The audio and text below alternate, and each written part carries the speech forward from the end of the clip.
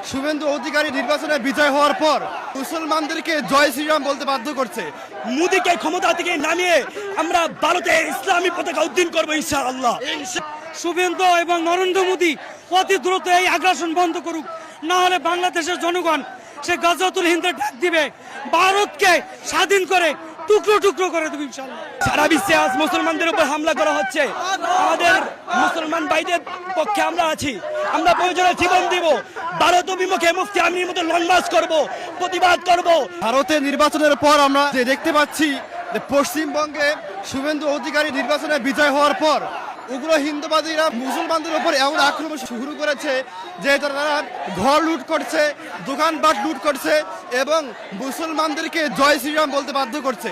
অর্থাৎ একটা রিপাবলিক এবং ডেমোক্রেটিক রাষ্ট্রের মধ্যে কিভাবে এই জঙ্গিবাদী মাত্রাচারা দিয়ে উঠছে, আমরা এর সুষ্ঠু বিচার চাই। সন্ধ্যা মোদী, তুমি যদি ঠিক না হয়ে যাও তাহলে বিশ্বের মুসলমান তোমাকে ছাড়বে না। তুমি হয়তো আজকে ঠিক আছো, ঠিক মনে রাখো, কালকে তোমার আসন ঠিক থাকবে না। এই জন্য বলি, সময় থাকতে তোমার আসন তুমি ঠিক করে নাও।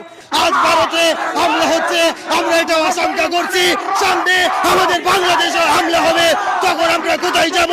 এই জন্য নরেন্দ্র মোদী যদি অতি তাড়াতাড়ি হামলা বন্ধ না করে তাহলে বাংলাদেশে আমরা হিন্দুদেরকে নিরাপদে থাকতে দেব না।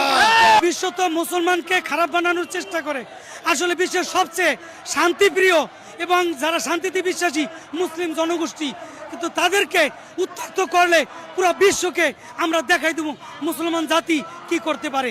যা 71 সালে করেছি, দ্বিতীয়বার করবো ইনশাল্লাহ। সারা বিশ্বের সকল মানুষই জানে, মুসলিম যদি কোনো এক দেশে নির্যাতিত হয় তাহলে কোন দেশের মুসলমান সেখানে চুপ থাকতে পারে না। কিন্তু আজকে বড় আফসোসের সাথে বলতে চাই, আমার দেশের সরকার আজ পর্যন্ত টু শব্দ করে নাই। তিনি কি মুসলমান না? তিনি কি মুসলমানের সন্তান না? শেখ জিয়া কি মুসলমান ছিলেন না? তাহলে তিনি কেন আজ পর্যন্ত মুসলমান হওয়া সত্ত্বেও সেই নরেন্দ্র মোদীর বিরুদ্ধে একটা টু শব্দ করে নাই? আজকে ভারতের মুসলমান নির্যাতিত, ফিলিস্তিনের মুসলমান নির্যাতিত, কিন্তু আমাদের দেশের সরকার টু শব্দ করে নাই। এই জন্য তাকে বলতে চাই, আপনি যদি মুসলিমের সন্তান হয়ে থাকেন, উম্মতে মুহাম্মদী হয়ে থাকেন, তাহলে অতি শীঘ্রই নরেন্দ্র মোদীর বিরুদ্ধে একটা আলোচনা করুন।